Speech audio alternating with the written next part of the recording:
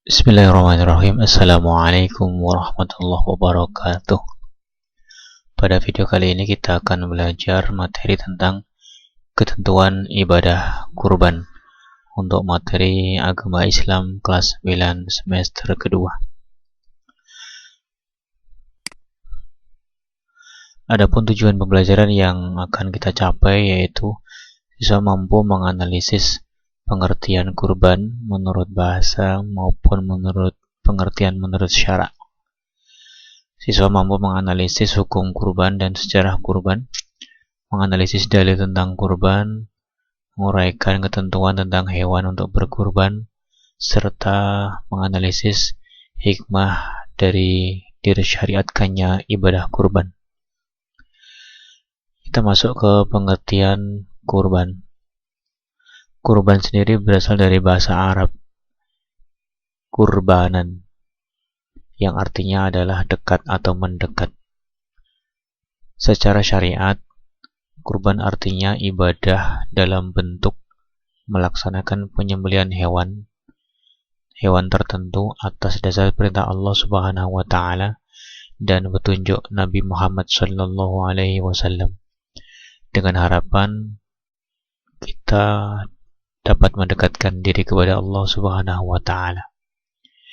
Hewan kurban disebut dengan al-udhiyah, atau bentuk jamaknya disebut dengan al-adhahi.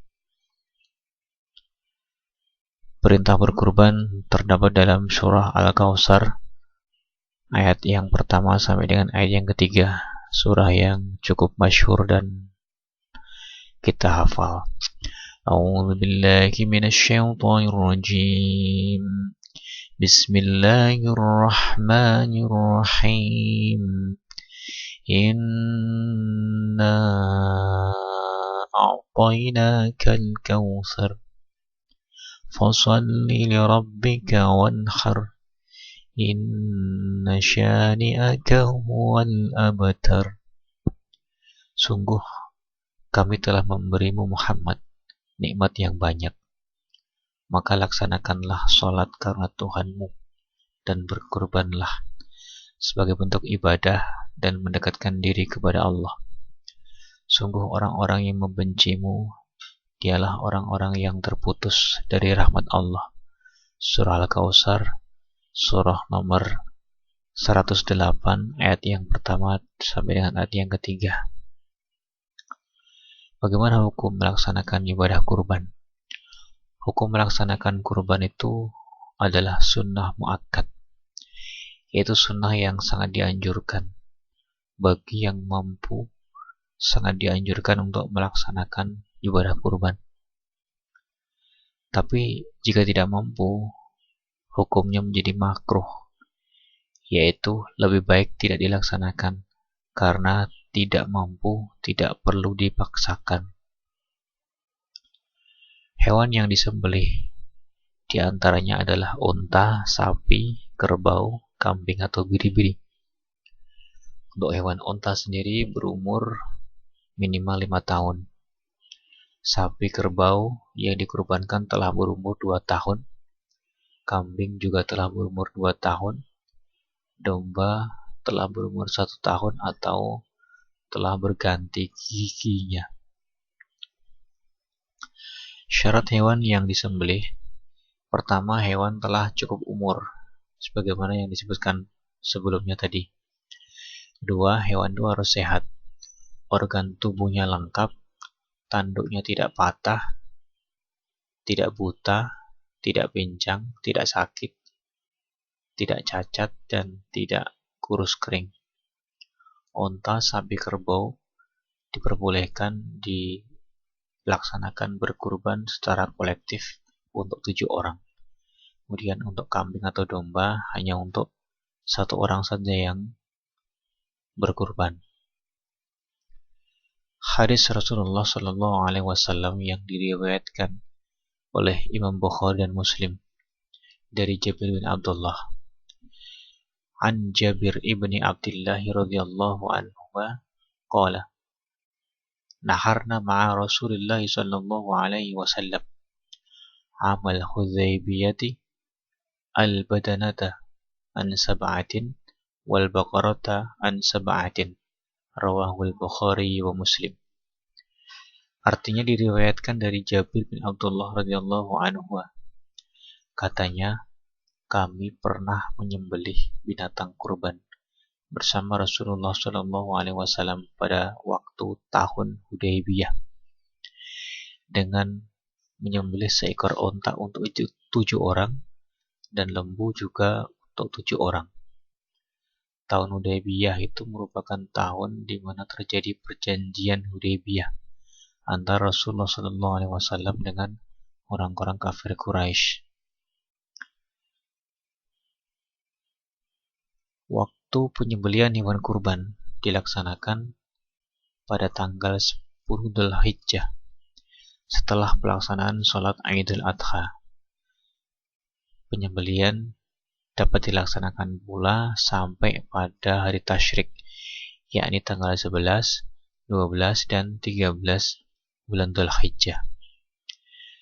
Penyembelihan dapat dilaksanakan pada waktu siang hari, sore hari, atau malam hari selama masih berada pada rentang waktu antara sehabis sholat Idul Adha pada tanggal 10 Dzulhijjah sampai dengan waktu asar pada tanggal 13 Dzulhijjah. Tempat penyembelihan disyariatkan, disunahkan, ditempatkan di tanah lapang. Tujuannya agar supaya sebagai syiar bagi kaum muslimin dan memberitahu kaum muslimin bahwa kurban sudah boleh dilakukan, sebagai pembelajaran bagi kaum muslimin tentang tata cara penyembelihan yang benar ataupun tata cara berkurban yang benar. Bagi orang yang berkurban atau disebut dengan shahibul kurban, disunahkan untuk menyembelih hewan kurbannya sendiri. Namun jika tidak mampu, dapat diwakilkan kepada orang lain yang lebih berpengalaman. Ketika menyembelih kurban, ada doa yang diajarkan Rasulullah SAW. A'udzu billahi minasyaitonir rajim. Bismillahirrahmanirrahim. Inni wajjahtu wajhiya lilladzi fataras samawati wal arda ala millati Ibrahim hanifa wa ma ana minal musyrikin. Inna salati wa nusuki wa mahyaya wa mamati lillahi rabbil alamin. La syarika lahu wa bidzalika umirtu wa ana minal muslimin. Allahumma minka walaka wa an Muhammadin wa ummatihi. Bismillahi Allahu Akbar. Bismillahi Allahu Akbar. Allahu Akbar. Allahu Akbar walillahil hamd. Artinya, aku hadapkan wajahku, muka hatiku kepada Zat yang menciptakan langit dan bumi, atas agama Ibrahim yang hanif, yang lurus, dan aku bukanlah termasuk golongan orang-orang yang musyrik. Sungguhnya salatku, ibadahku, hidupku, dan matiku hanya untuk Allah Subhanahu wa Ta'ala, Tuhan seluruh alam. Tidak ada sekutu baginya. Dan demikianlah yang diperintahkan kepadaku, dan aku adalah orang-orang yang pertama-tama menjadi muslim atau berserah diri. Ya Allah, segala sesuatu berasal darimu dan hanya untukmu, dan dari Nabi Muhammad SAW dan umatnya, dengan menyebut nama Allah, Allahu Akbar, Allah Maha Besar. Daging yang telah dibagikan kepada fakir miskin. Hewan yang telah disembelih, dagingnya kemudian dibagikan kepada fakir miskin dalam keadaan masih mentah, belum dimasak. Jika ada orang yang berkurban atau shahibul kurban menghendaki ingin mengkonsumsi daging dari hewan kurban itu, maka mereka boleh mengambilnya maksimal sepertiga dari daging yang dihasilkan dari hewan kurban tersebut. Kita masuk pada hikmah disyariatkannya ibadah kurban. Yang pertama, menghidupkan sunnah Nabi yang terdahulu. Wabil khusus adalah sunnah Nabi Allah Ibrahim alaihi salam. Karena berdasarkan kisah yang beliau alamilah, syariat berkurban ini disyariatkan kepada umat manusia. Ketika beliau Ibrahim alaihissalam bermimpi menyembelih Nabiullah Ismail, dan ketika Nabiullah Ibrahim melaksanakan mimpinya, Allah menggantinya dengan seekor kibas yang besar. Hikmah yang kedua adalah kita mampu atau dapat mendekatkan diri kepada Allah Subhanahu wa Ta'ala. Bagi orang yang mampu berkurban, sangat dianjurkan untuk berkurban. Maka Rasulullah SAW pernah memberikan sebuah ultimatum kepada orang yang tidak mau berkurban. Janganlah mendekati tempat ibadah kami. Bagi orang yang mampu berkurban tapi tidak mau berkurban. Ini betapa sangat dianjurkannya berkurban bagi orang yang mampu dalam rangka untuk mendekatkan diri kepada Allah Subhanahu wa Ta'ala. Yang ketiga adalah menghidupkan makna takbir di hari raya Idul Adha hingga hari raya Tasyrik. Tasyrik merupakan 3 hari setelah hari Nahar atau hari Idul Adha. Itu pada tanggal 11, 12 sampai dengan tanggal 13 Dzulhijjah. Diakhiri dengan waktu Asar pada tanggal 13 Dzulhijjah. Hikmah yang keempat adalah mengajarkan kita untuk bersikap dermawan, tidak rakus dan juga tidak kikir.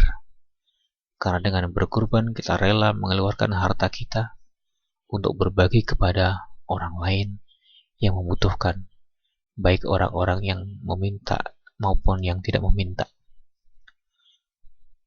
Yang kelima adalah kurban mendidik kita untuk peduli terhadap sesama. Sangat jelas bahwa kurban ini merupakan bentuk kepedulian. Bahkan Nabi Ibrahim alaihissalam dikisahkan beliau setiap tahun berkurban, tak tanggung-tanggung ribuan ekor hewan kurban dibagikan setiap tahunnya. Saking pedulinya beliau terhadap sesama manusia. Dan itu perlu untuk kita contoh sebagai kaum muslimin dalam bentuk melaksanakan ibadah kurban. Yang keenam adalah mendidik kita agar mampu membunuh sifat kebinatangan seperti sikap rakus, sikap tamak, ingin menang sendiri, sewenang-wenang, adigang, adigung, adiguno. Sifat-sifat seperti itu bukanlah sifat-sifat yang baik. Dan sifat seperti itu apabila berada pada dalam diri manusia, tentu akan berdampak yang buruk bagi dirinya sendiri. Sehingga perlu dibunuh sifat kebinatangan itu melalui syariat berkurban. Orang yang sudah berkurban, maka mereka akan menjadi hamba Allah yang betul-betul mampu mendekatkan diri kepada Allah, serta mampu untuk mengendalikan dirinya dari sifat-sifat yang tidak baik. Mudah-mudahan kita semuanya diberikan kemudahan oleh Allah Subhanahu wa Ta'ala untuk senantiasa patuh, tunduk, beribadah kepadanya. Amin. Allahumma amin. Demikian materi pembelajaran tentang ketentuan ibadah kurban. Semoga bermanfaat. Assalamualaikum warahmatullahi wabarakatuh.